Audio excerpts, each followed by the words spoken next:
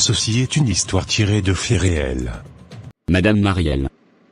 C'est votre tour, veuillez me suivre dans mon bureau. Ah enfin.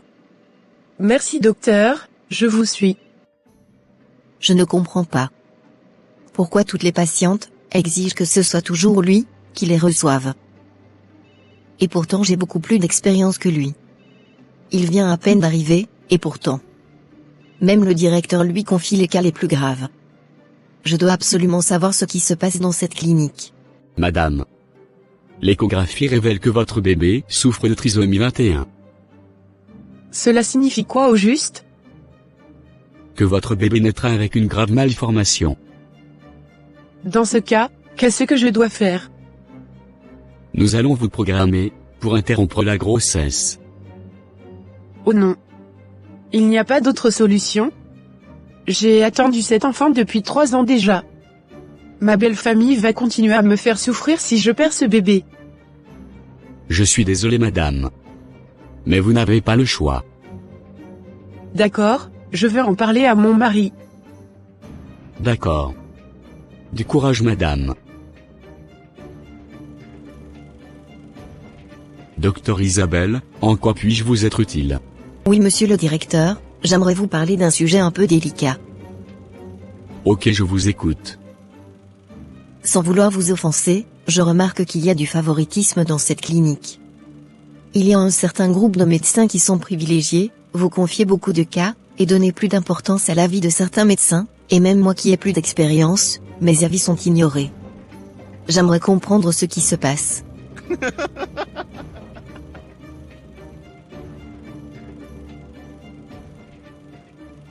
Qu'est-ce qui vous fait rire, docteur?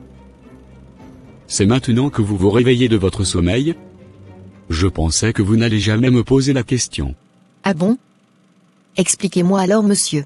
Voyez-vous, je n'ai que 36 ans, et je suis déjà propriétaire de 2 grandes cliniques réputées. Savez-vous comment j'ai fait? Oui, parce que vous êtes un excellent docteur. Vous êtes vraiment naïve, docteur Isabelle. Avez-vous envie de réussir comme moi? Oui, évidemment, monsieur le directeur. Êtes-vous vraiment prêt à tout pour ça? Oui, je suis prête à tout, docteur. Si vous répétez ce que je vais vous dire à quelqu'un, nous allons vous tuer. Il existe une secte pour tous les médecins dans le monde. Si vous voulez être l'un des docteurs les plus efficaces et ne jamais rater aucune de vos opérations, vous devrez rentrer dans la secte. Sachez que dans les hôpitaux il y a énormément d'activités spirituelles qui se passent. Mais si vous n'avez pas le 3e œil, vous serez juste là. Et vous n'irez jamais loin dans votre carrière. J'ai entendu ces genres d'histoires une fois, mais je pensais que c'était l'invention des gens. Je vais y réfléchir. Non, maintenant que vous êtes au courant que je suis dans la secte, vous n'avez plus le choix pour réfléchir. Vous devrez intégrer aussi la secte. C'est vous-même qui êtes venu me demander comment ça se passe. D'accord, monsieur le directeur. Je suis partante. Que dois-je faire? Je vous enverrai la localisation de notre temple le soir. Vous viendrez avec vos cheveux, vos ongles, votre salive, et la poussière de vos pieds emballés ensemble. Vous verrez un costume apparaître chez vous ce soir. C'est celui-là que vous allez porter. D'accord, c'est compris. Enfin, moi aussi, je vais sortir ma tête de l'eau. Et oui, voilà qui a bien dit. De l'autre côté. Alors mon gars, n'oublie pas que d'ici la fin de ce mois, tu dois verser le sang de 9 embryons. Oui vraiment directeur. Je suis vraiment stressé. J'ai déjà réussi à mentir à une femme aujourd'hui, pour qu'elle interrompe sa grossesse. C'est parfois difficile de réussir à convaincre certaines femmes d'avorter. Elles sont là à pleurer d'abord. Il me reste encore 2 femmes à recevoir tout à l'heure, je leur dirai que seul enfant a la trisomie 21, soit que c'est une grossesse extra-utérine pour pouvoir les faire avorter. Je dois réussir à avoir ces 9 fœtus, d'ici 2 semaines. Ok, tu as intérêt à les convaincre, tu peux même leur faire peur avec toutes sortes de mensonges. Mais je te félicite, tu es rentré dans la secte, il n'y a pas longtemps mais, tu te débrouilles plutôt bien, pour amener ce qu'on te demande. Merci directeur. Ta collègue Isabelle aussi, va nous rejoindre ce soir. Je vois bien qu'elle était jalouse de mon succès. Ok, je serai là pour la guider. Quelques heures plus tard. Vite. Je dois me saouler, pour que le démon Lilith puisse prendre possession de mon corps, avant cette opération. Tu m'as appelé. Oui. J'ai une opération un peu délicate à faire. Ok, ouvre ton nombril pour que je puisse rentrer dans ton corps. Ok, prends possession de moi.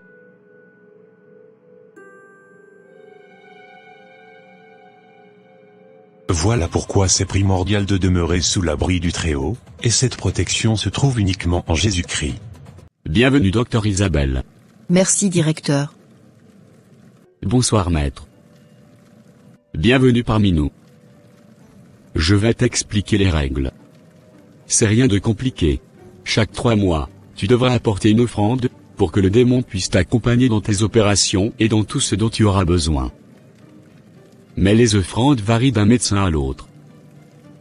Toi, il faudra juste que tu apportes les placentas des femmes à qui tu accouches. De toutes les femmes? Il y a certaines femmes qui refusent de laisser leur placenta. Ne t'inquiète pas. Il te faudra au minimum 50 placentas chaque 3 mois. Ok, c'est compris. Et que ferez-vous avec ces placentas? Tu les offriras au démon de la médecine. Il est d'ailleurs sur le point de venir ici. Tu vas le rencontrer ce soir, et signer ton contrat. Bonsoir grand médecin. Es-tu d'accord avec le contrat? Oui. Parfait. Tu vas m'offrir au moins 50 placentas chaque 3 mois, et en échange je te donnerai la réputation de la sage-femme la plus compétente de toute la ville. Il te faudra boire beaucoup d'alcool et te saouler avant les interventions, comme ça je prendrai possession de ton corps, et c'est moi qui vais faire les opérations à ta place. Toi tu ne seras pas conscient dans ces moments-là. Mais si jamais un jour, ton sacrifice manque, ou a des défauts, je te punirai sévèrement. C'est compris grand médecin. Quelques mois plus tard. J'aimerais savoir, si tu vas m'accompagner pour mon échographie demain. J'ai entendu parler d'une très bonne clinique, c'est là-bas que j'aimerais aller. J'aimerais bien ma chérie, mais j'ai une réunion importante demain. Il faudra que tu y ailles seule. Ok, pas de soucis. Madame, félicitations, vous attendez des jumeaux. Oh merci beaucoup mon Dieu. Seigneur Jésus, merci pour ce merveilleux cadeau. Gloire à ton saint nom. 8 mois plus tard. Ma chérie. Je sais que tu te sens mal mais, fais l'effort pour qu'on prie avant que tu ne rentres dans la salle d'accouchement. Oui d'accord. Père Céleste. Il est écrit dans ta parole dans Exode 1 verset 19, que les femmes des Hébreux sont vigoureuses, et accouchent avant l'arrivée de la sage-femme. Par cette promesse que tu nous donnes dans ta parole, je prie Saint-Esprit que ce soit toi-même qui fasse accoucher ma femme. Que cet accouchement lui soit extrêmement facile. Et que tout œil maléfique contre elle et nos bébés d'Anne.7, hôpital soit détruit. Au nom puissant de Jésus j'ai prié. Amen. Amen. Selon ta parole dans Deutéronome 11 verset 24, au lieu que foulera la plante de mon pied, tu me le donnes. Parce que mes pieds ont foulé le sol de cette clinique, je décrète que je domine en ce lieu au nom de Jésus. Et je chasse tout esprit mauvais qui rôde dans ces lieux. Je me mets sous la couverture du sang de Jésus, moi et mes enfants. Dirige cet accouchement Père Céleste. Que toute gloire te revienne, au nom de Jésus, j'ai ainsi prié. La femme que tu veux faire accoucher, n'a pas un cas compliqué. Donc tu n'as pas besoin que je te possède pour cela. Va la coucher toute seule. Je ne peux pas aller là-bas avec toi, cette femme n'est pas comme les autres. D'accord grand médecin. Par contre demain j'attends avec impatience mes 50 placentas du trimestre. Oui je sais. Tout sera au point. Félicitations monsieur, votre femme a accouché de 2 beaux garçons. Waouh. Gloire à Dieu. Merci Seigneur. Je peux aller les voir? Oui monsieur. Ok, mais avant que vous ne partiez. J'aimerais vous demander de me remettre le placenta de ma femme, ainsi que le cordon ombilical des bébés. Je vous remettrai les cordons ombilicales, mais nous n'avons pas l'habitude de donner les placentas, nous avons une façon spéciale de les traiter avant de les jeter. Je comprends docteur, mais je veux quand même les récupérer. J'ai dit que non. Vous n'en avez pas besoin. Je vais me plaindre auprès de votre direction, si vous continuez à refuser docteur. Ok, j'ai compris, je vais vous les remettre. C'est qui ce foutu monsieur qui vient de foutre mes plans en l'air? 2 placentas. Il vient de me priver de 2 placentas. Alors que c'est demain je dois remettre les 50 que je dois chaque mois. Le pire c'est que je n'ai aucun autre accouchement de prévu pour demain. Comment vais-je faire? Je ne veux pas mourir jeune. Je comptais sur l'accouchement de cette femme pour avoir les 2 placentas qui manquent.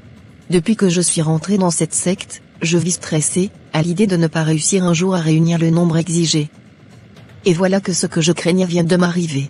Je dois réfléchir à un plan pour tromper cet esprit. Le lendemain à minuit. Je viens prendre mon offrande. Les voici, grand médecin. Tout est au complet. Ok. Tout y est? Oui, les 50 sont bien là. Petite humaine. Tu penses pouvoir me tromper aussi facilement? Tu as mis 2 placentas de mouton dedans. Tu crois qu'on peut tromper un esprit comme ça? Je ne suis pas un être humain, je suis un esprit méchant. Tu vas me le payer. Oh. Pardon grand médecin. Est-ce que je ressemble à quelqu'un qui peut pardonner? Moi je ne pardonne aucune erreur. Donnez-moi une seconde chance. Il n'y a pas de seconde chance avec moi.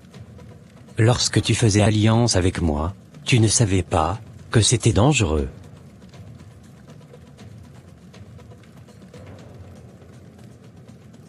Éphésiens 5, 5, car, sachez-le bien, aucun impudique, ou impur, ou cupide, c'est-à-dire, idolâtre, n'a d'héritage dans le royaume de Christ et de Dieu. 1 Jean 5 verset 19, nous savons que nous sommes de Dieu, et que le monde entier est sous la puissance du malin. Nous les enfants de Dieu, nous avons vaincu les ténèbres, bannissons alors la peur et le doute, et dominons tout lieu au nom de Jésus-Christ. N'oubliez jamais de prier, avant d'aller dans un hôpital ou n'importe quel autre endroit, afin que Dieu vous guide. Le plus grand danger du monde, c'est de vivre sans Dieu. Merci d'avoir regardé cette vidéo, n'oubliez pas de liker et de vous abonner à la chaîne. Que Dieu vous bénisse. Amen.